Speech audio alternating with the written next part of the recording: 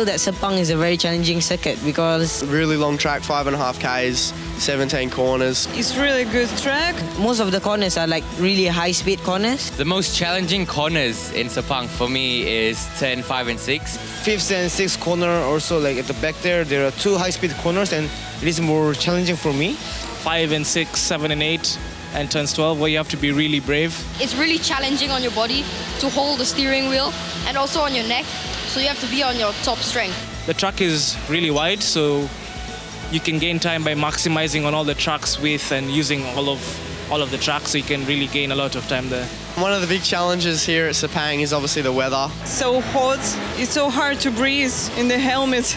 The heat just really gets to you out there, especially with all the race suit and underproofs you're wearing.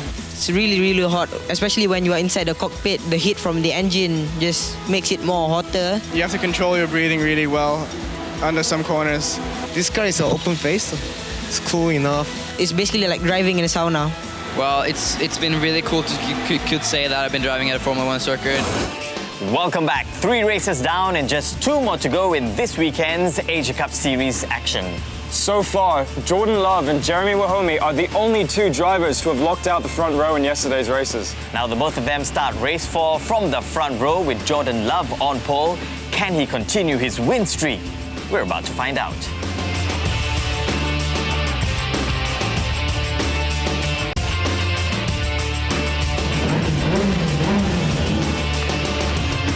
This was the 4th time Jordan and I started on the front row together, and I really wanted to get a good start and get ahead of him. Got a great start, managed to get Jeremy at the start and led the race from there and all the way to the finish. So yeah, it was a great race. I didn't really manage to do that, but at least I managed to hold my 2nd place off the line. I started in the 7th grade. During the start, I jumped to 5th place. And then after the 2nd lap, I overtook Khalid Adam, and then I went to 4th. Once I was in 2nd place, I tried to hunt Jordan down. I had a bit of a gap behind me. It was me and Jordan up front for a short while, but after a few laps, he started to get a gap over me. It's definitely the longest race of the weekend. 10 laps doesn't sound that long, but up here in the hot weather, and it's a long track, it's 5.5 Ks long, so it's quite a long race. I think Lubov was behind me for most of the race. There was a bit of pressure from behind, but managed to keep calm, make no mistakes like I did a lot of times yesterday, and managed to hold my 2nd place to the end. Andrew overtook me, so I went back to 5th place, but then I just stayed with them for basically most of the race. And as entering the last corner, Andrew was on the inside, Lyubov is in the middle of the track defending from both of us, and I was really on the outside. But then Andrew dived in, he clipped into Lyubov, they had contact, I guess.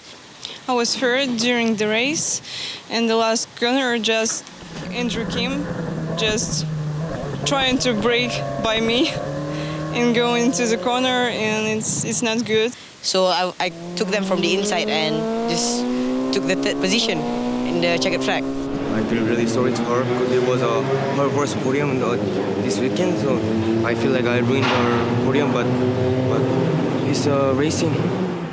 Coming across the finish line to win 4 from 4, it's a great feeling. The feeling's still there, it still feels great, and hopefully there's more to come.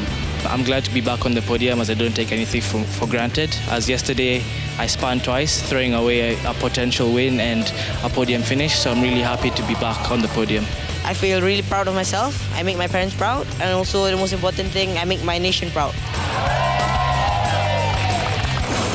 Once again, Jordan Love claimed the top step of the podium with his 4th race win in a row. Finishing 2nd was Jeremy Wahome. Malaysian Adam Haikal capitalized on a last lap racing incident to snatch 3rd place, as Andreeva had to settle for 4th. One of the most important features of the Asia Cup Series are the post-session debriefs. Our drivers work very closely with our world-class engineers who have decades worth of experiences in world-class championships like DTM and GP2. They work very closely with our drivers to look at telemetry and GoPro footage to see exactly where the drivers need to improve on the Sepang International Circuit. One of the main differences that Asia Cup has over championships around the world is that all of the data is transparent. Whoever is fastest in that session can have their data overlaid against all the other drivers. That means all the drivers can see exactly where they need to improve and to make sure that they're better the next time they hit the track. They're really, really good because they're really specific and they know what they're doing. The only way that I can improve my driving and also how I drive in races is only by looking on the data with the engineer and working bit by bit. Well, the data session helps me by, basically realizing where I went wrong, how much time I was losing against the fastest driver, and how I can improve, how I can get faster with everything. Now that I have the right tools and everything, I can be more confident in my driving and, just apply it to the next race. Back on track, the final race of the weekend saw Jordan Love on pole once again. When the lights got off, I managed to get a great start, lead into turn 1 and then pull away for the rest of the race, which is what I aim to do, and managed to punch out some good lap times, which is really good. I started racing at position 11 because of the penalty from race 4. When the lights off, I overtook, I think, 2 or 3 cars. I started the race in my best position ever, P3. And in the first corner, when we started the race, I had a decent start, it wasn't bad. Into the first corner, Adam was side by side, so I just braked really, really, really late, and I forced my way through him, and I was just up to second at that point. For the 8 laps, really, I was just focusing on the things that I'd been told I can improve on and try and improve my lap times, and that's what I did. Running in second place, I was just thinking of just catching Jordan and just not think about what's behind me.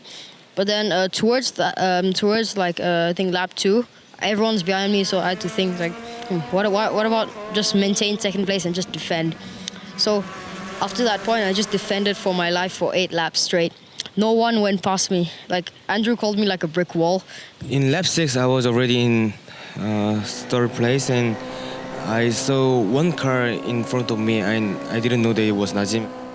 Before the first corner, we were second to first, we were side by side, but I was a little bit faster on the throttle, so I could overtake him before the turn 4.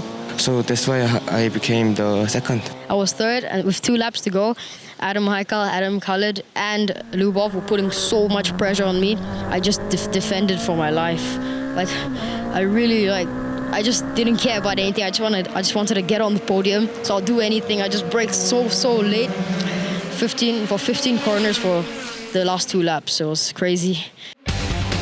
Yeah, to come across the line with 5 wins out of 5 races, it's a great feeling, and I just felt so relieved and so happy that I achieved what I really wanted to do since the start of this weekend, and it was to get on the podium, and I did. I'm really happy to finish in second because I started at 11th, and it was a really great race and great experience for me. I'm sure I'll never forget it, and hopefully we can continue the wins on until the next round. Jordan Love made a clean sweep of the first round of the Asia Cup Series, capping off a perfect weekend, taking his 5th win in a row. Andrew Kim fought through the pack to finish in second. Meanwhile, the youngest driver on the grid, Nazim Azman, capped off the weekend in style with a podium finish. So after 5 races, Australia's Jordan Love has a commanding lead in the 2015 Asia Cup Series Championship. After 5 race wins here at the Asia Cup Series, we're winning the championship at the moment, and we're looking forward to the next round. And obviously the aim now is just to win it, and I'll do everything I can to make sure of that. But I'm sure there's plenty of competition to come. It's very early in the championship, and hopefully we can continue the progress on. We thought we couldn't do better than we've done over the last 2 seasons, but we have pulled off a great event with great drivers, great competition. Jordan did a fantastic job. Winning 5 races in a row just shows his talent. This is his 3rd event with us. He did Super 6 last year, did Super 6 in June, and but this time managed to pull off winning straight 5 in a row.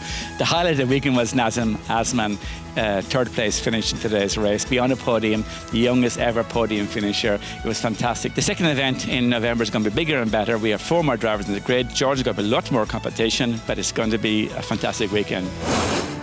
Well, that wraps up the first race weekend of the 2015 Asia Cup Series. And I'm sure there'll be plenty more action here at Sepang at the next round in November. And we will be right here to bring you all the action. For now, from the Sepang International Circuit, it's bye for now, and I hope you've enjoyed watching the 2015 Asia Cup Series.